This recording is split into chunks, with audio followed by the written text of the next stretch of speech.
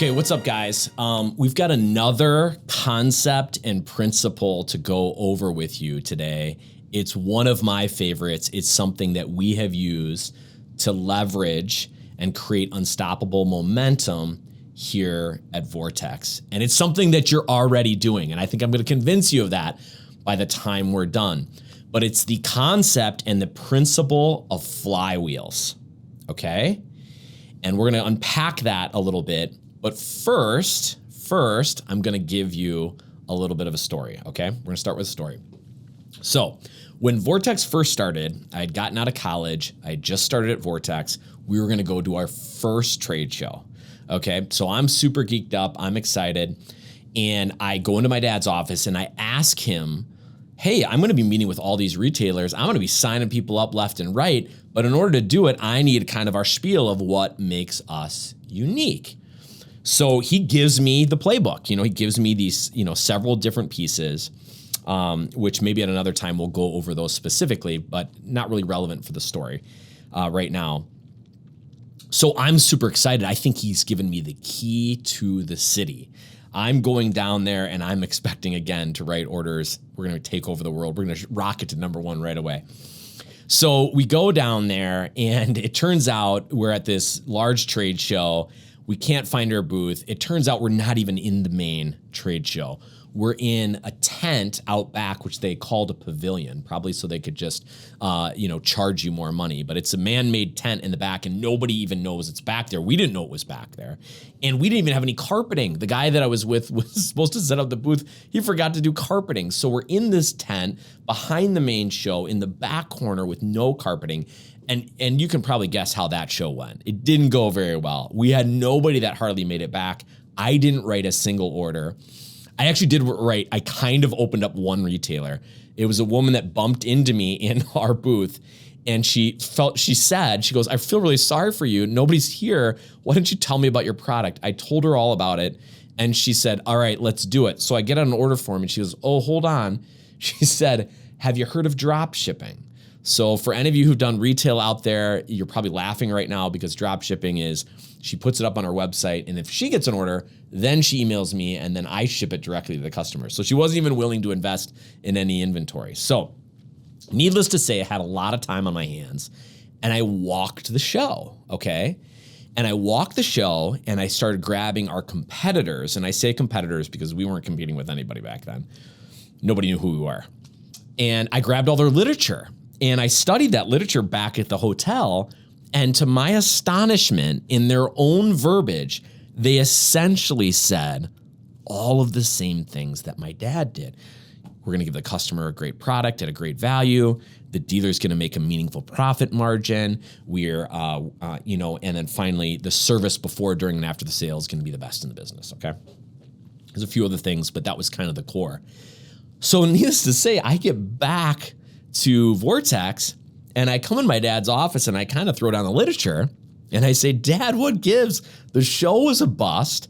And on top of that, all this unique stuff that you had given me, or so I thought, everybody's saying the same things. Now, if you know anything about my dad, he's very stoic. He grew up in the John Wayne era. And I mean, he is world class at awkward silences. So he's sitting there very stoic. I'm like, okay, I probably overstepped my bounds a little bit on this one. But then he gets a little smirk in the corner of his mouth. And he kind of looks at me and he said, Joe, the difference is we're actually going to do those things. And he said, you see, the thing is I've sold all those brands, Joe. And even sometimes in high school when you would help me out, you were selling those brands. And they all say that they're going to do those things, but they don't actually do it. And they certainly don't do it consistently. Maybe once in a blue moon, they actually hit them. But for the most part, they're not doing them, and they certainly aren't doing them consistently. And that's going to be the difference with us versus them. And he said, here's the thing, Joe, it's going to take a really long time, but eventually you're going to get a dealer to sign up. And then that dealer is going to find out firsthand, oh, wow, these guys actually do what they say they're going to do. And then they're going to start to give us more and more of their inventory and their product. And eventually that is going to lead into a second dealer and a third dealer and a fourth dealer. And once these guys work with us, they're never going to want to go back. They're just going to give us more and more market share within their store. So again, a lot of times I miss these lessons from my dad, but I got it then. I got it. I was like, oh, okay. It's consistency with doing the things that we say we're going to do over a long period of time, which is going to create momentum. And sure enough, 5, 6, 7, 8 years go by, and now all of a sudden the Vortex machine is really going. And we have a lot of this just incredibly strong momentum. Now we are a competitor, and our competitors are taking notice. It was right about that time I came across Jim Collins' book, Good to Great. And as soon as I read that book, I devoured everything from him, and I think you should too. But he coined this term called the flywheel, this flywheel principle. And here's how he said it. He goes, I want you to picture a big, giant flywheel, okay? It's big and it's heavy, and you get up to that flywheel and you take one little push, almost kind of The Price is Right. You remember that big wheel? You take one big push, but this thing's really heavy, and so it just kind of barely moves. But you don't stop. You push again and again and again and again, and eventually you get one big, giant revolution. But you don't stop. You keep pushing and keep pushing and keep pushing. And eventually one revolution turns to 2 and to 5 and to 10 and to 50 and to 100. Well, now this big, giant, heavy flywheel is moving at an unstoppable speed, and it has momentum. You couldn't even stop this thing even if you wanted to. So and he says this flywheel, it's your flywheel strategy. It's these different points along a circle, a flywheel, that when done with consistency will lead to unstoppable momentum. And then he gives this it's a funny illustration. I remembered it and I liked it.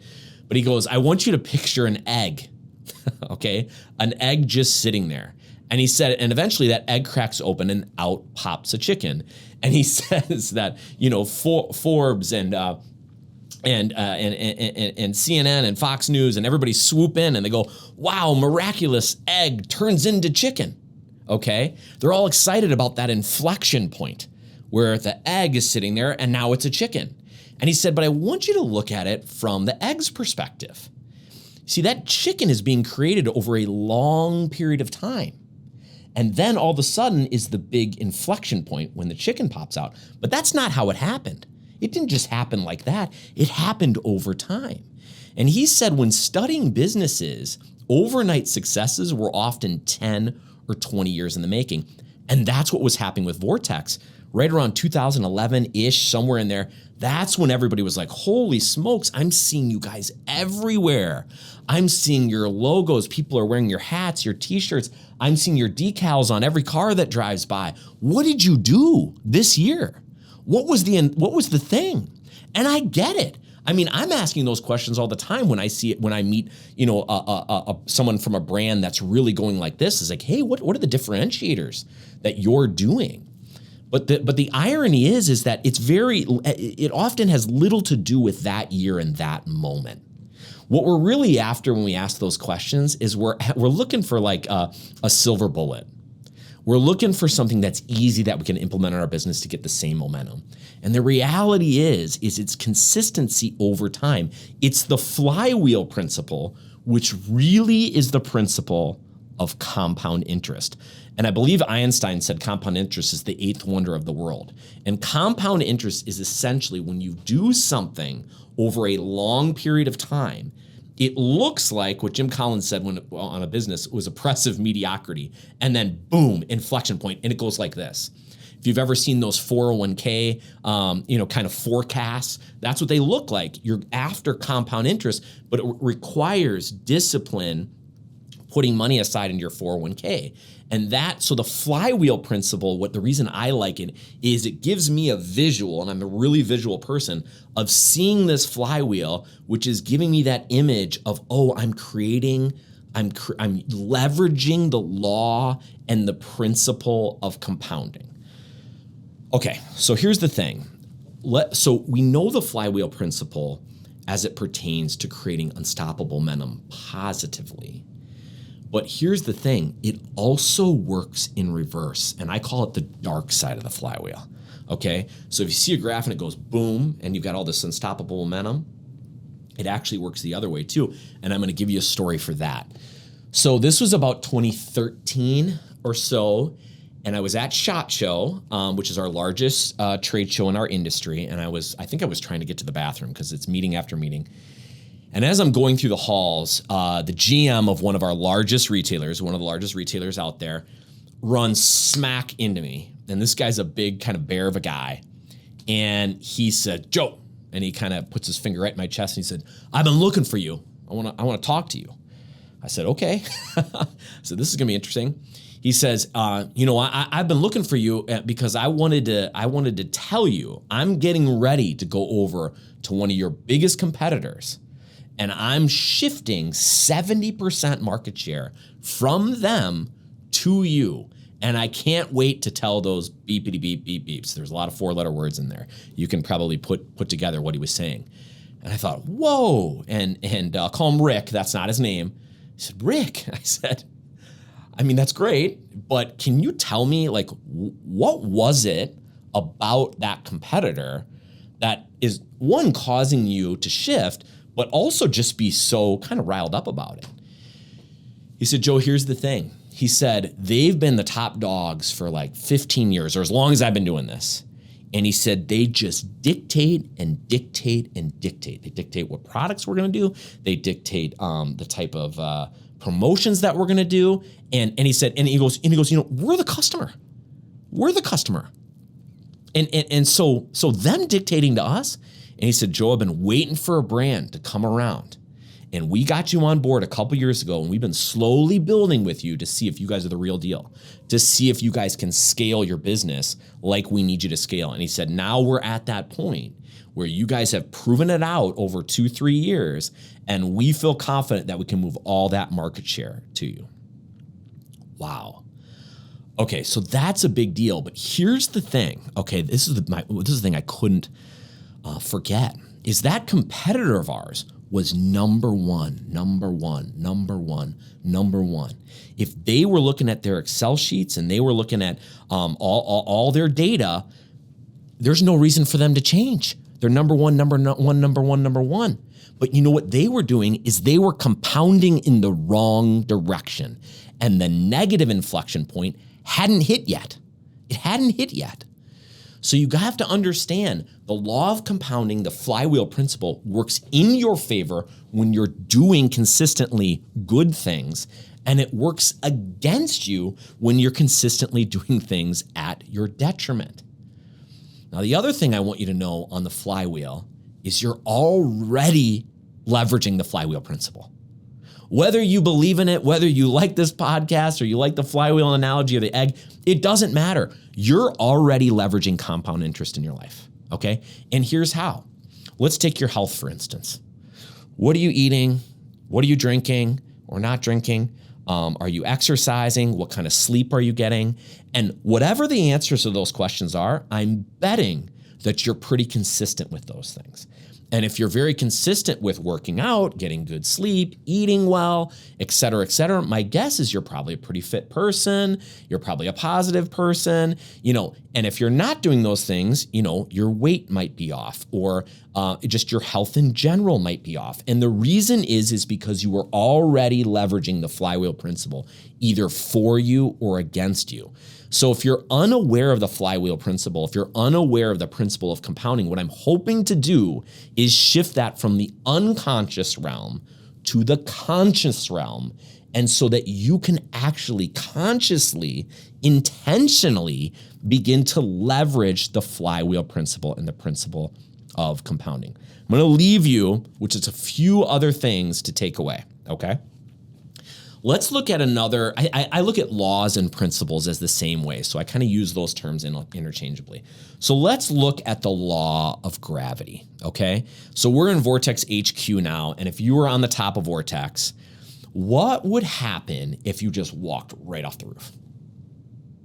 Well, you're going to fall. I mean, it's not going to be pretty. All right, we're just going to hope you're going to break a leg. It could be far worse. Well, why is that? Well, because there's gravity, and gravity is going to act on you. But here's the thing. What if you don't believe in gravity? What if you're like, you know what? I think I can fly. I don't believe in gravity. What's going to happen when you walk off that roof? Well, the same thing. In fact, it might be worse. You may not even brace yourself. You're going to go flat because gravity doesn't care whether you believe in it or not. Laws and principles are. They don't care whether you believe in them or not. They are happening. So what do you want to do when you come in contact or you become aware of a law or a principle? Well, I'm going to tell you what to do. You align yourself to it. Don't fight it. It's not going to go well for you. You want to fight the law of gravity? That's not going to go well for you. Leverage that. So now you've just heard about the principle of compounding and the flywheel framework. So what are you going to do? Are you going to align yourself to that, or are you just going to fight it?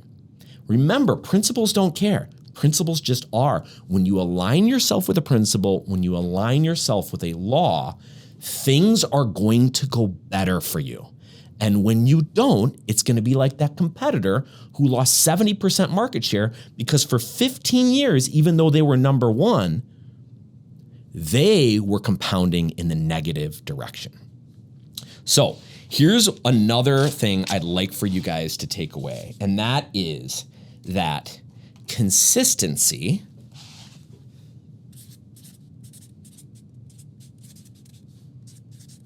is greater than intensity. Okay? Consistency is greater than intensity. All right? Lots of times people like this. Like I can sprint, right now, but then I'm done. I can work hard or I can wake up early today, but I'm not going to do it for the next 2 weeks. I can work out today, but I'm not going to work out for a month. I can eat well for a week, but then I'm going to go back to eating bad. Okay? So consistency is better than intensity. But what is often the case with a greater than equation is consistency leads to intensity. So when we're consistent with our flywheel strategy for our business, for our life, when we're consistent with those things, it leads to intensity because we get that unstoppable momentum of the flywheel, and that's going to lead to very intense inflection points. So, biggest takeaways I think for here is, are you aware of the flywheel principle? Are you aware of the law of compounding and the law of consistency? And how are you going to leverage that going forward? I want you to align to that principle. I want you to be conscious of it. I want you to lean into it. And I want you to create unstoppable momentum. I want it for you personally, for your family, and for your professional career or your organization. And to the extent that you can be consistent on the good things is the extent that you're going to be able to create unstoppable momentum. Listen, guys, movements are built on connection. If this resonated, share it and join the conversation. Hit that subscribe button or check the show notes where you can follow me on all my socials. Or check out more about the movement at vortexcare.com. Let's build something rare together.